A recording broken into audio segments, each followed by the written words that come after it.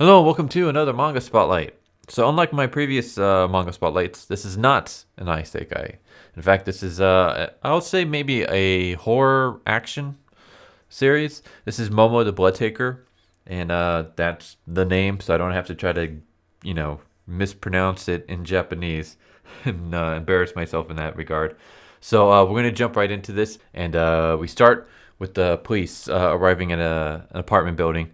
And basically, there's been a report of several people dead, and this is kind of just the next batch of victims in a long list of victims that have been found by the police. All the victims have been mutilated, and their blood has been pretty much drained. I mean, we do see a little bit here, but most of the blood inside has been pretty much drained. Guessing by the name of this, you can pretty much guess that vampires are involved. We'll get into that in a moment.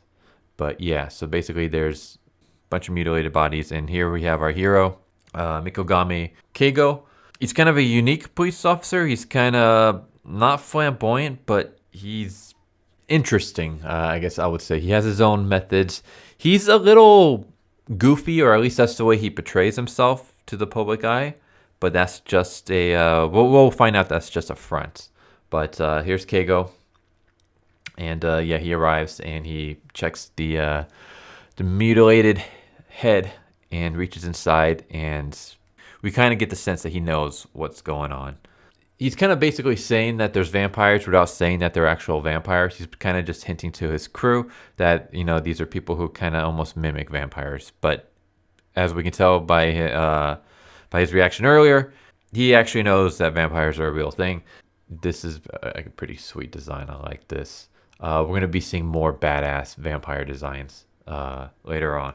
But yeah, the name of this killer that's mutilating bodies and taking their blood and drinking it has been given the name V. It's just a temporary name. After their investigation, Keigo and his group go and hit the bar, and then Keigo goes on his way. Meanwhile, the rest of his group are kind of talking about him, and they're kind of talking about how he's unique. He's kind of irresponsible. Like earlier, he arrives at the scene of the crime without his badge, without any kind of identification, and he almost gets tossed out. And it's this guy who basically has to say, no, he's with us. He's actually leading the case. He comes across very happy-go-lucky. Like nothing phases him, nothing bothers him. He sees a bunch of mutilated bodies, and he's just upbeat.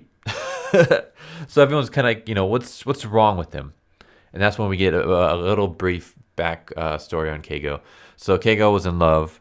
He had a wife. And one day he's arriving home when, he finds his wife's decapitated naked body sitting in a chair waiting for him. That's when we're introduced to this guy.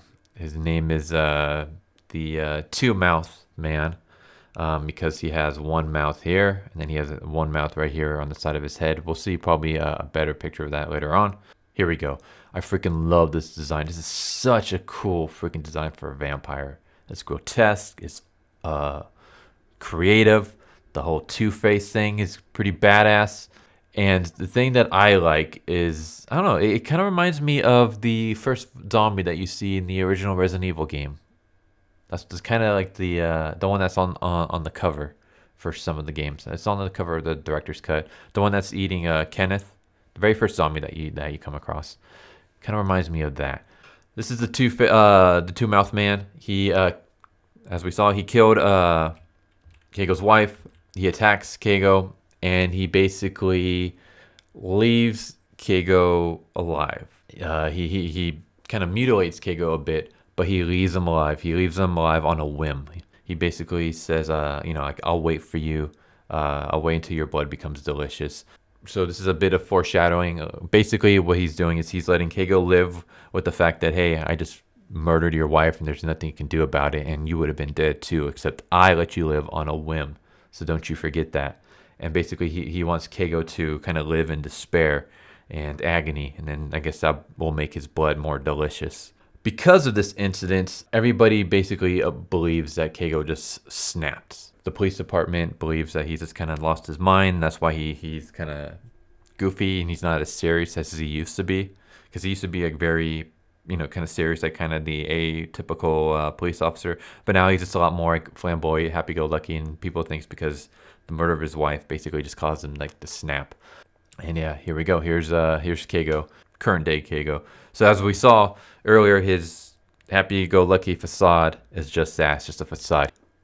I think this is cool. I wanted to show this sequence. So Keigo actually has this item right here. I'm not sure how exactly he got it.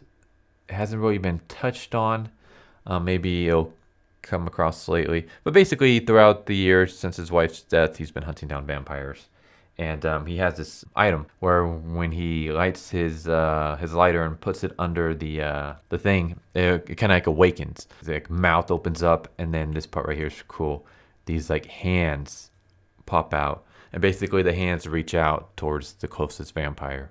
So he uses that to track down these vampires. Like that's, I don't know, like visually that's just awesome. Like I would love to see an adaptation of this. That scene I think would be badass. So he tracks down this vampire that's inside this building. Yeah, he kicks his ass. He beats the crap out of the vampire. Keigo just obliterates him. And after obliterating the vampire, the two-mouth man arrives. This I think was really, really cool. So we have Keigo and he's kind of just snapping. As you can see here, how long have I waited for this day to come? In order to find out, I have searched, killed, searched, killed, searched, killed, and finally soon, I finally get to kill him. And nope. Keigo basically, boom, immediately gets his arm amputated, just sliced off violently. And then Keigo goes to stab him, gets his other arm ripped off. Basically, all the vampires that Keigo's killed can't even touch this guy. And here's the part that makes it so cool. Two-Mouth Man basically shows up and he's like, the one who set the stage was me.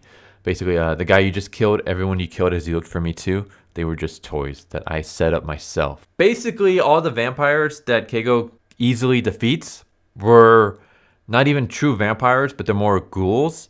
And they were purposely made to be weak and frail and easier to defeat.